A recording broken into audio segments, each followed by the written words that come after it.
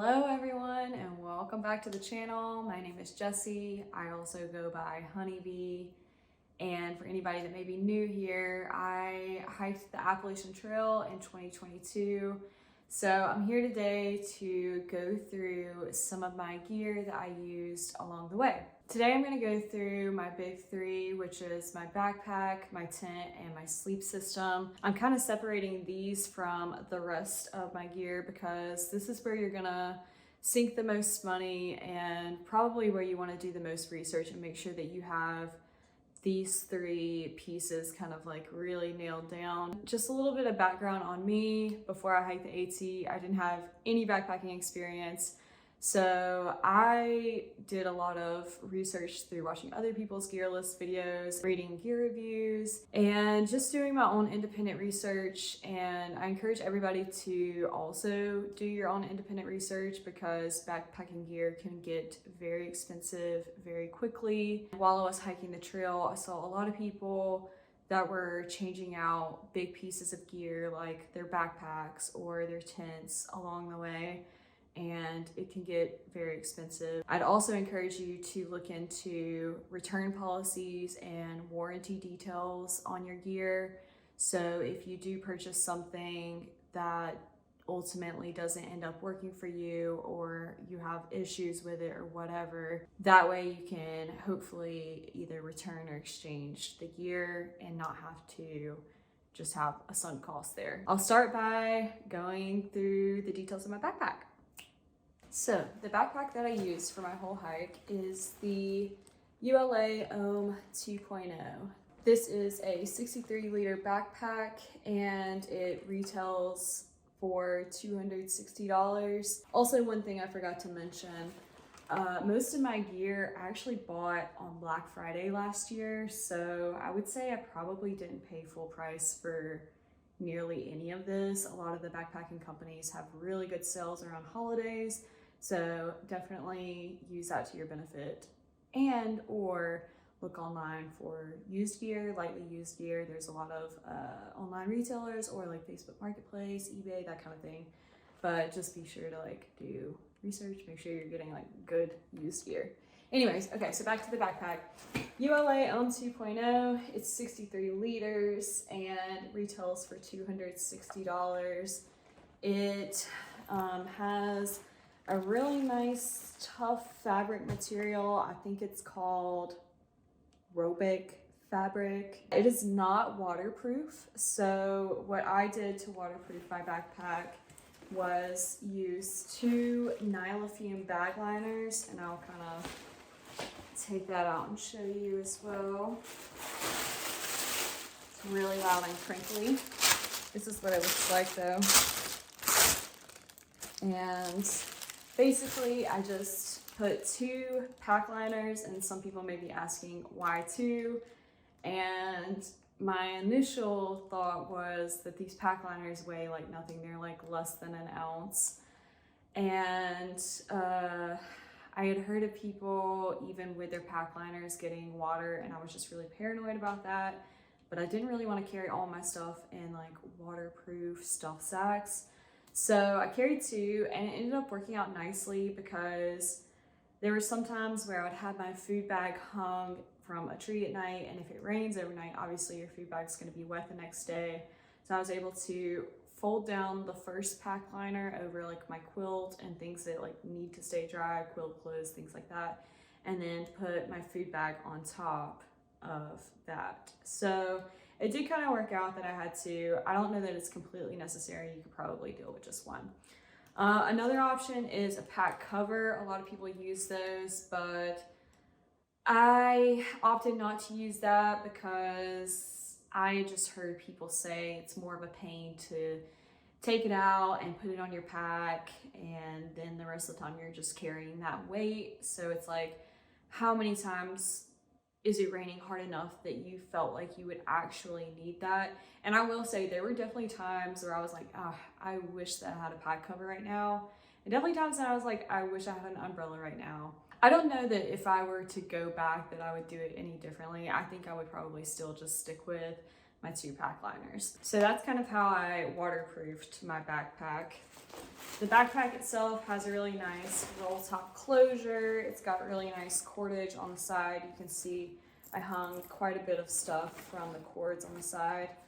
Something that I love about the Ohm that I didn't see necessarily in a lot of the other backpacks on trail are the side pockets are huge. You can fit so much in there, and I did. I definitely kept mine like stuffed to the brim. And it also has this really nice big outer mesh pocket. I did have, I don't know if you can see, I did have a couple tears in my outer mesh pocket. I will say I wasn't the most gentle with my gear. I had the tendency just to take my pack off and throw it to the ground pretty much. So with that being considered, I think the backpack is still in really good condition. There are some seams that are coming loose and kind of fraying, but for the most part, I had no holes. The bottom of the pack still looks great. The mesh on the back looks great too. My pack itself, I got the small torso length and then the small hip belt. One thing about ULA that I really appreciate is that they have very inclusive sizing. Some backpack companies only do small, medium, large, and I just don't think that that is inclusive enough for everybody that is out on trail. So ULA, they have the torso size ranges from extra small to extra large, and then the hip belt size ranges from extra small to 2XL, I think. So I really like that they have inclusive sizes. On ULA's website, they recommend that your max load with this pack is 30 pounds, and they recommend that your base weight be around 12 pounds. Personally, my base weight was closer to 16 pounds, but I don't think I carried enough food and water to exceed 30 pounds ever, probably. If so, then very rarely. I never had any noticeable pain. I did notice some like fatigue in my shoulder straps, but when you're wearing a pack for like 12 hours a day, then I think that's probably pretty common. One major failure that I did have of the pack itself was one of my hip belt pockets. The zipper came off the track. I guess that's what you would call it. So like when you unzip it and you rezip it, it doesn't stay closed. The zipper is just open.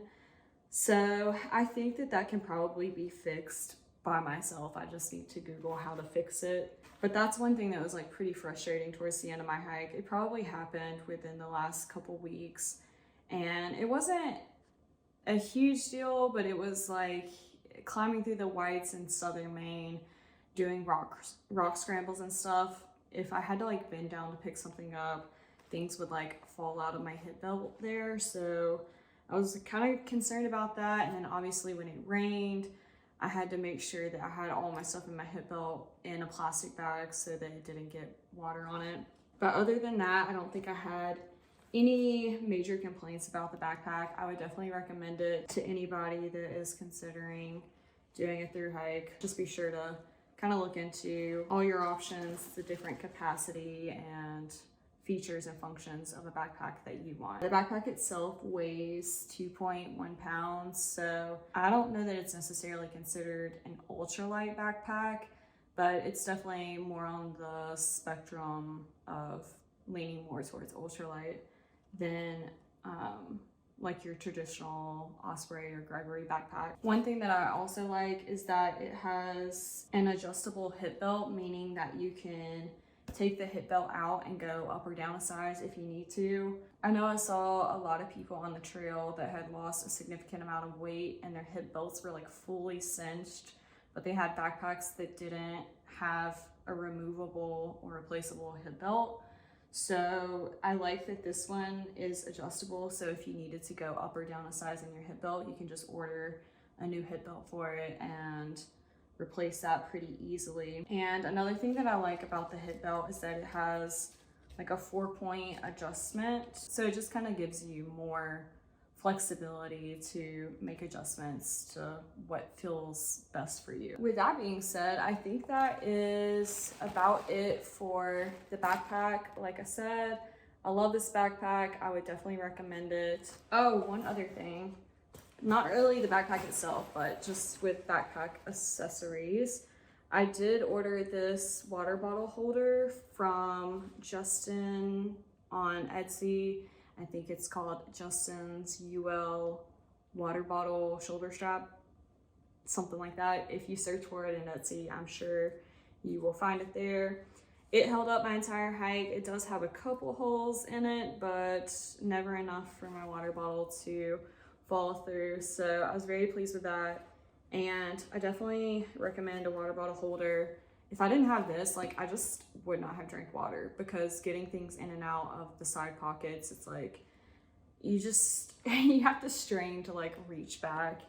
And without the water bottle holder, I don't even think it would have like crossed my mind half the time to drink water. So definitely recommend getting one of those. I think they may sell one that comes with the backpack on ULA's website, but this one was only $17 from Etsy, and I like supporting small businesses and small backpacking businesses especially. So everyone should go support Justin. All right, so I think that is the backpack. On to the tent. Coffee break. Today we have an iced coffee. Spectacular. All right, so next up we have my tent. This is the Big Agnes Tiger Wall UL2, and this was a very popular tent on trail. I saw lots of people with this exact same tent, and for good reason. It's a great tent. I love this tent. I believe it's 2 pounds, 3 ounces, something like that, and it retails for $450. Like I said, I think I got a really good sale on this. I don't remember how much I paid. But this is a semi-freestanding tent, meaning that the footbox of the tent needs to be staked out for it to properly function. And it does come with the tent poles and the stakes. So I'll show you the stakes that it comes with. Some people opt to switch them out, but I really liked the stakes, so I just stuck with them. So here's what the stakes look like, and they are very similar to the MSR mini groundhogs. So I don't know the weight of the stakes, I'll be honest. I didn't care that much to look into that, but I'm sure for anybody, well, actually, for anybody that's truly trying to be an ultralighter, you're probably gonna opt for a trekking pole tent, which I did consider actually in the middle of my hike switching to a trekking pole tent just for the weight savings. I could probably end up saving about a pound off of my base weight by switching, but I really liked my tent for the aspect of not having to sleep with a rain fly on, and being able to see the night sky and wake up to the sunrise from inside my tent. Most of the trekking pole tents are like some kind of Dyneema fabric, or just a fabric that you can't see through. They're single wall tents, so you don't have like that mesh aspect of it. So the mesh helps with ventilation, also condensation, and it just looks really nice when you have a nice clear night. So I would say most of my hike, when there was nice weather out, I did not sleep with my rain fly on. So that was honestly my main motivation to not switching to a trekking pole tent. I don't know if that's really like the best reason. I think if I were to do another long distance hike, maybe I would bite the bullet and go for a trekking pole tent. Trekking pole tents also tend to be much more expensive, and you can buy a ground sheet that is made for the tent, and it actually clips into the tent. It can be really nice because if it's raining, you can actually lay down your ground sheet, set up your rain fly and your poles, and then set up the inner of the tent after the rain fly so that the inner doesn't get wet. It's kind of tricky, but I've seen it done. I personally didn't get the ground sheet for the tent because at the time I just didn't have the money, and so I went with just a piece of Tyvek. So this is my Tyvek that I carried. It's really dirty still, so that's not good.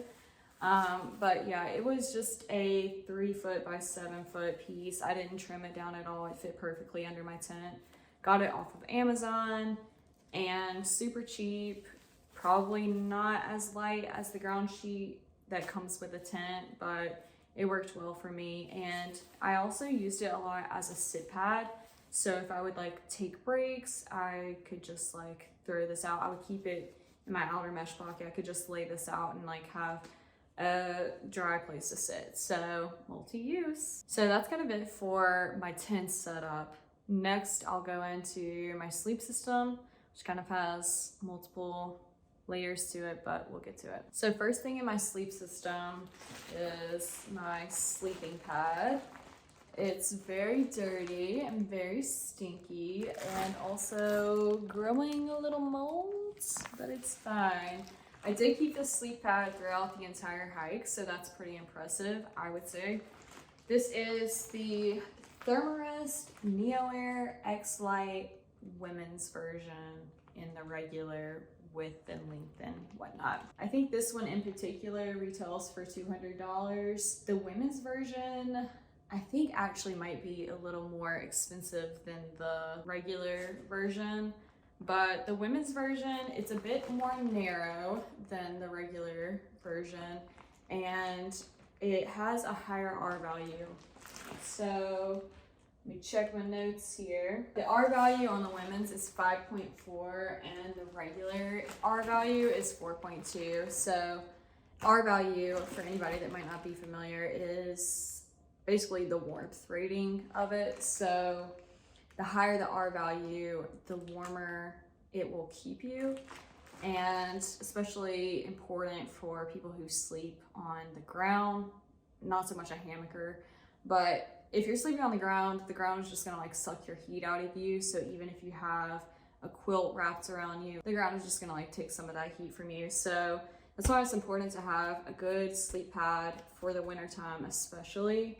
So I will say during the summertime, I actually got pretty warm on this. If I had the money and the means to get another sleeping pad and change it out summer and winter, I probably would have done that, but you know what, it worked fine. I'm just happy it made it the whole hike.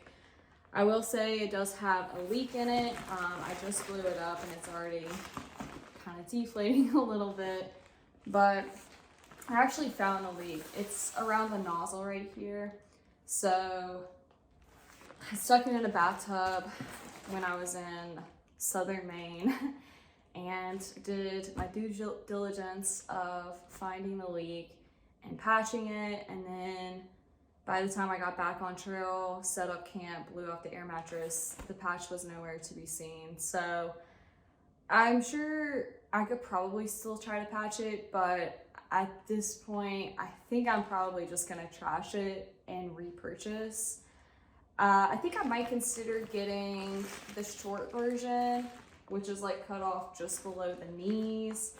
And I might consider doing that for the weight savings, and it's cheaper. And I think I would be fine with just putting like my backpack at my feet and using that. So the short version would just like stop right at my knees and then have my backpack at my feet. I do recommend this sleep pad. There are some other really good ones out there.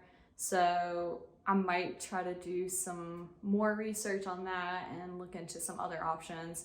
But for me, the sleep pad worked great throughout my entire hike. So I think it's definitely worth it and I would definitely recommend it. But I think there probably are some other options that are just as good, if not better, and probably at a lighter weight. This women's version, I think is like 12.5 ounces.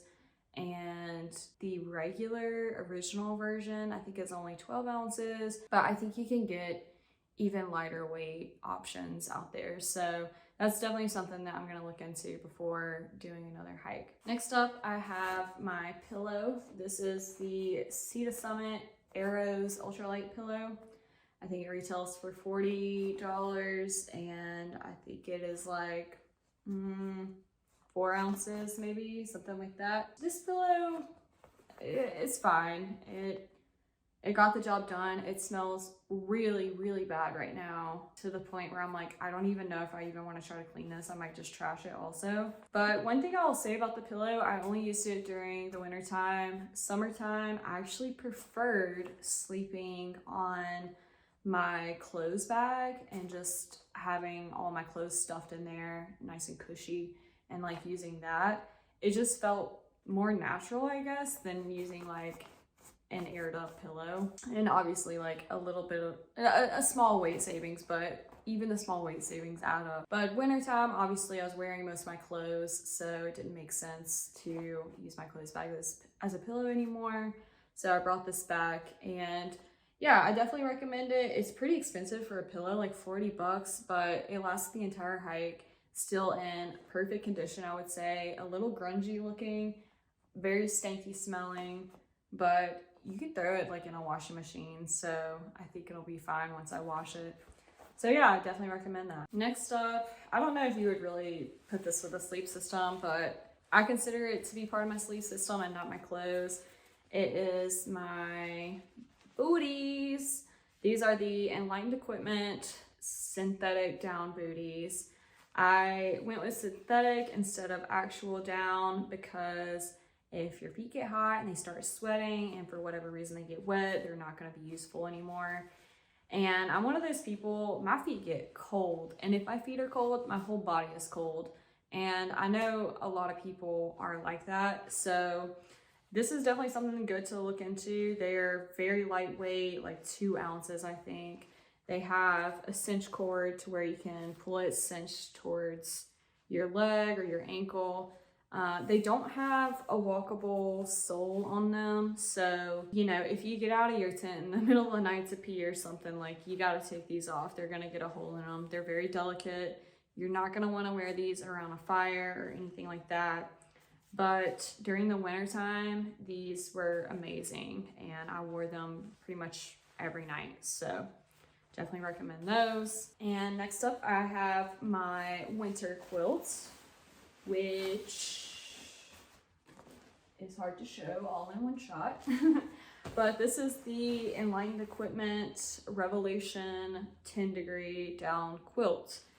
It has a quarter length zipper on the toe box of it, and the toe box cinches, pretty much cinches closed. I mean, there's a small hole there, but what I would do if there was a particularly cold or windy night, I would just shove some extra clothes or whatever down in the toe box to make sure that I wasn't getting air down there. But obviously you can unzip this and uncinch it and lay the bag flat. When I first started my hike, this was my only quilt, and I was kind of going into it with the expectation of using this quilt throughout the entire hike. I thought in the summertime that I would just be able to unzip it, lay it flat, and kind of pull it over me when I needed it, or just, I don't know, have ventilation. But it was way too hot for summertime. I was losing sleep because I was just sweating so much in this quilt, and I'm the type of person, like, I need to have some kind of layer on me. I can't just like sleep laying there. So I did end up switching this out for a summer quilt, but all around, I love this quilt. I think it is kind of pricey. It retails for $330, and it is a little heavy. I think it's 26 ounces. I was very sad to see it go because it's so cozy and so comfy, and I love it so much. But I was very happy to get my summer quilt. This quilt also comes with straps to kind of cinch the quilts around you and your sleeping pad to prevent getting drafts. I did lose one of the straps, which is pretty tragic, but you know, for the time being, it did fine, even only with one strap. But you can also cinch up the head box. Well, I don't think it's a head box, just the top of the quilt.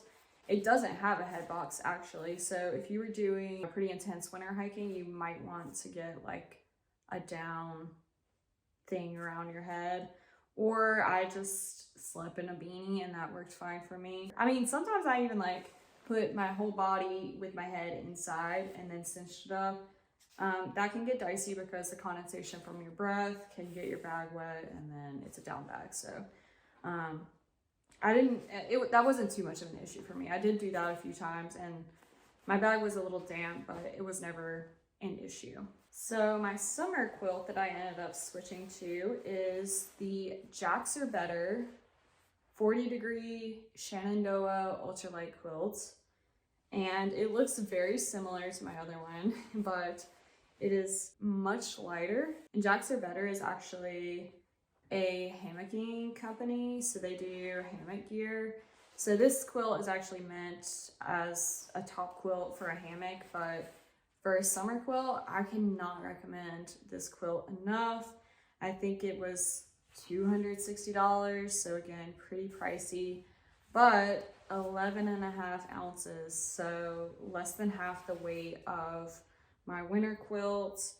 And it doesn't have the quarter-length zipper on it, but it has buttons that go down the bottom of it, and you can cinch up the toe box as well.